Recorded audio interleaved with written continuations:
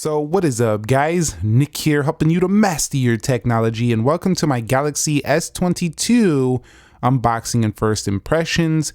I did decide to go with the Phantom Black Edition. You could see it contains S22, USB-C to USB-C ejection pin, a quick start guide, and of course your Samsung terms and conditions. So you're gonna need a razor or a knife or something to open this up because they still have these tabs that are stick down, but it's quite easy. They do come off pretty easily. And let's go ahead and take a look at what's inside the box. Of course, we know it's the Galaxy S22, and I'll give you my first impressions, but right out of the bat, I gotta say, man, this phone looks a little bit more premium than the Galaxy S21. Feels quite nice. Yeah, definitely looking pretty good. So let's have that plastic peel. And did that sound quite nice? Yep, I'm not going to be able to replicate that for sure. That sounded quite nice of a plastic peel. Just always got to get that once in a lifetime. And very clean back. Very nice matte texture. The sides looking really good. Feeling really premium so far. And let's go ahead and peel the front off. See how that sounds. 3, 2.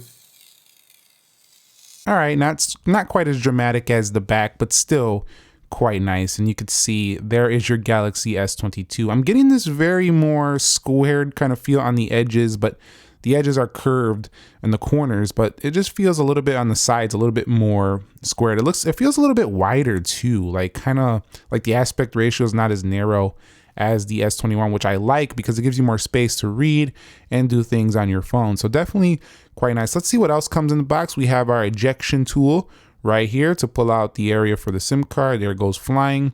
And then inside of here, we should find ourselves the USB-C. Oh, all right, we're having a little, man, I don't got time for this right here. All right, let's go ahead. There's a USB-C right there. So definitely USB-C to USB-C. No charger in the box, so you're gonna have to take advantage of a promotional deal or, you know, get yourself a charger. So that's pretty much it with the box. I'm gonna go ahead and get into the phone now and show you what it comes with. All right, guys, so here we are in the phone itself, and I gotta say, on first impressions, I thought it was gonna be exactly the same as the Galaxy S21, and while it is quite close overall, it's a little bit shorter, it looks a little bit wider to me, but it's a little bit less rounded, a little bit more squared off than the Galaxy S21. At the bottom, quite similar. On the back, they look almost identical, but the thing is I find that this Galaxy S22, it just feels a little more premium. The back feels a little nicer, the sides feel a little bit more sturdy. Overall, it's premium feeling. It actually feels really close to this phone right here, the iPhone 13. So this actually feels almost identical. Feels like the Android version are equivalent to this phone. You know, this is a great option right here in the Galaxy S22. A lot better than I thought, even though the spec sheet seems to be a downgrade in certain areas. For those of you who enjoy more compact feeling phone, you're gonna love this one right here. A 6.1 inch screen dominates the front, and that's down from the 6.2 on the Galaxy S21. But one thing I'm not happy about is a 3700 milliamp hour battery. That's under the 4000 found in the S21 series. But again, for people who are just out and about using their Samsung phone daily as a regular phone, they're not going heavy on it. They got stuff to do, which is what this phone is really targeted for. This is targeted for the everyday user, not really that hardcore power user. It should be enough, especially with some of Samsung's power saving modes and things like that. I think it'll be fine. This does have a triple camera setup. They're down to 50 megapixels from the 64 megapixels, but with improved image software and stuff like that, we should be fine. We also have a 10 megapixel telephoto and a 12 megapixel ultra wide. So let's go ahead and check out the camera really quickly. I'll put my Android guy right there. And as expected, a gorgeous overall result. You can see right there, very nice. And you could do up to 30x. So even on their entry level S22, 30 times zoom. So I feel like this phone is still gonna be enough for most people. And even though this is not your pro phone, take a look.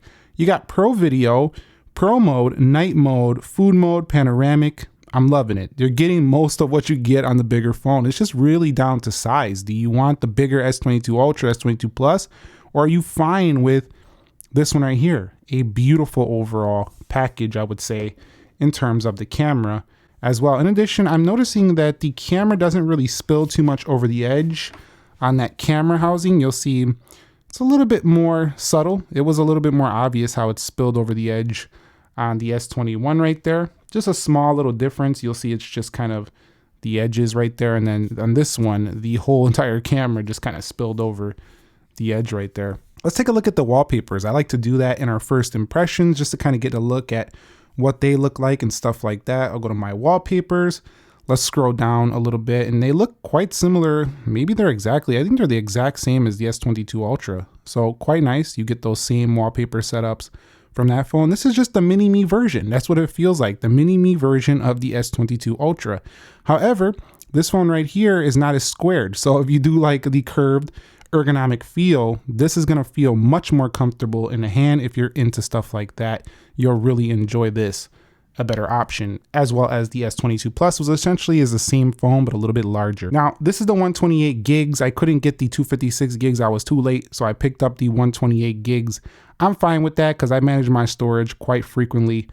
But yeah, you can get 256 gigs. They both come with 8 gigabytes of RAM, which should be enough for these phones. You can also use some of that internal memory as some virtual memory right here. If you go down here to RAM Plus, you'll be able to use that to improve your app performance, stuff like that. But I think 8 gigs is enough for this phone right here. Audio is also tuned by AKG on this phone, and you do get yourself a really bright overall panel. It's not going to be that, 1750 nits you find on the other phone, but 1300 nits at its peak is pretty awesome. And let's see if they allow you to access that brightness right here. Another thing to note is that for this price, it might be a better value than iPhone 13 because you're getting the 120 hertz cheaper than the iPhone 13 Pro at 1,000, which offers a triple camera like this and gives you that 120 hertz. On Samsung, it's $799. You get 120 hertz and a triple camera and a very nice display. So let's see if you can tweak to that extra brightness.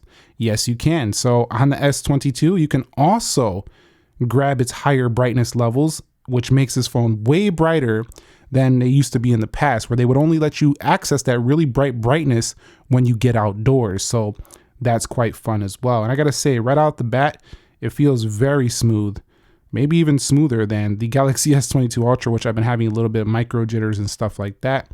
Feels great overall right out the gate. So this also does support Samsung DeX as well as all the other great software features that you're used to with Samsung. Samsung Pay's on board as well here, and the phone is quite light as well. This thing only weighs 168 grams.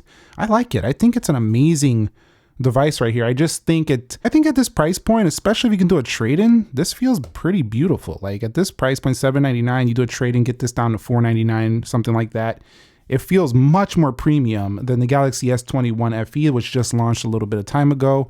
And it definitely feels a little bit more premium than last year's S20. Not like drastically, but definitely feels more premium. So if you're into that, you're into more flatter edges, more curves on the side, feels a little bit more comfortable, ergonomic to hold, and you like a fast phone, you like a great camera system, you can't go wrong here. You got multiple colors you can get this in as well. You can get it in pink, you can get it in this phantom black. I think they got white as well as green.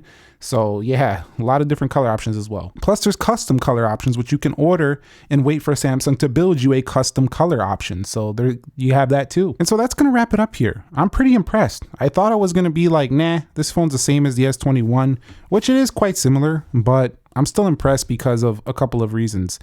It feels more premium, and I don't know how they pulled that off because, this one already felt pretty premium, but a little bit plastier compared to the S20. Well, Samsung's back to its roots here with the S22. It feels premium again, whereas last year's was a little bit controversial with the plasticier feel. In addition, having this beautiful camera setup, sleek phantom black color, overall, can't go wrong. Let me know your thoughts on the Galaxy S22. What do you want to see? I will be conducting a review on this phone as well as some comparisons with other devices. Specifically, I'm going to be covering this against the 13, maybe looking at some other phones like the Pixel as well as S21, see how it stacks up next to last year's phone, stuff like that. Let me know what you got to see down below. I'll catch you on the next one. Nick here. Be sure to be well, and peace.